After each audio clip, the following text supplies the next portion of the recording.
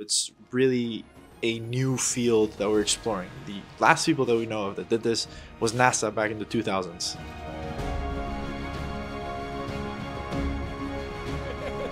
Hi, my name is Magnus, and in a series of videos I'm joining the talented student team through every step of their journey to safely and autonomously gather data in Antarctica.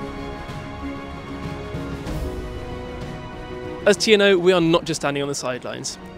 Our team of experts are helping Team Polar turn their wildest engineering dreams into reality, making this groundbreaking research possible. What's the aim of Team Polar? What are you trying to achieve? So the mission that we set out for ourselves is to pioneer autonomous Antarctic research in Antarctica.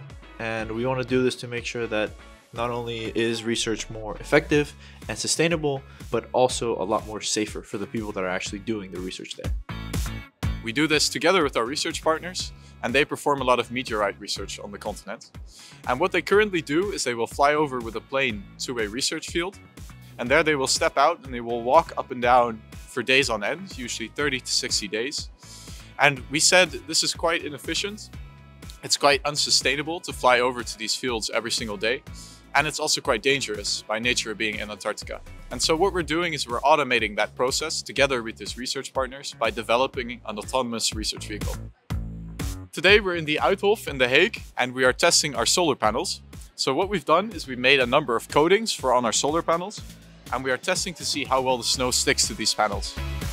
And so what we did is we had a bunch of snow cannons blowing the snow over, and then we were observing what sticks and what doesn't. This is a test panel with a glass, and we coated this one. And then this is the uncoated, no glass, just the panels that we currently have on the vehicle.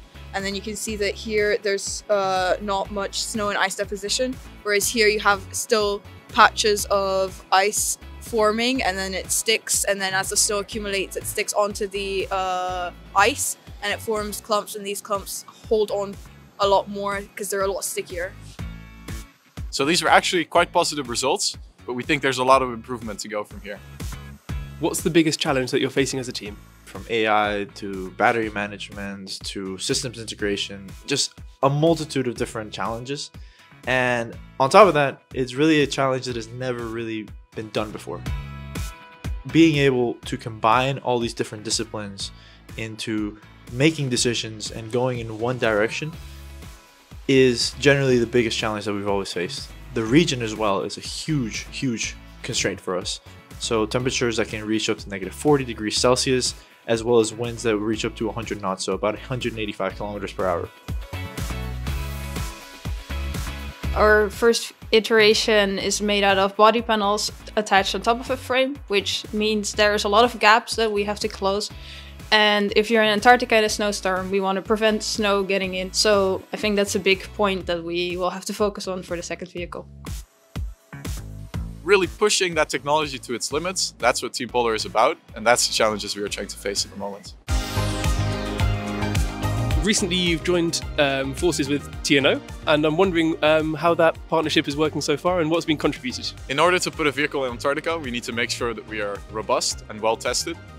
And that's where TNO has come in. They have provided us with a lot of expertise on how we need to develop our both battery systems and our solar systems. And what we're looking to do now with TNO is to rigorously test all our systems. So performing tests much like these today, but in the climate chambers of TNO, for example. The TNO has always had a lot of expertise that they're willing to share with us, which is a big help, especially for such a big tasks that we're trying to undertake.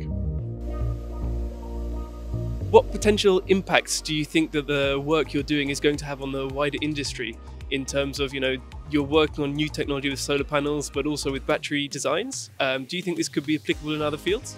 Batteries are generally just cooled, and we're working on heating, especially with the climate now. There's a lot more cold temperatures, and even electric cars are struggling to start up. You heat the battery, you increase its efficiency. People in much more remote areas could also have access to electric cars, electric vehicles reliably, and use it. And that's a big application of heated batteries in the general industry, I would say.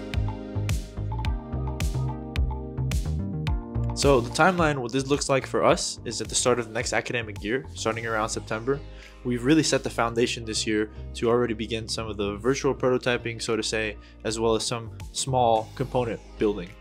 And the goal is to start building the next vehicle that we will try and send out to Antarctica in December 2026.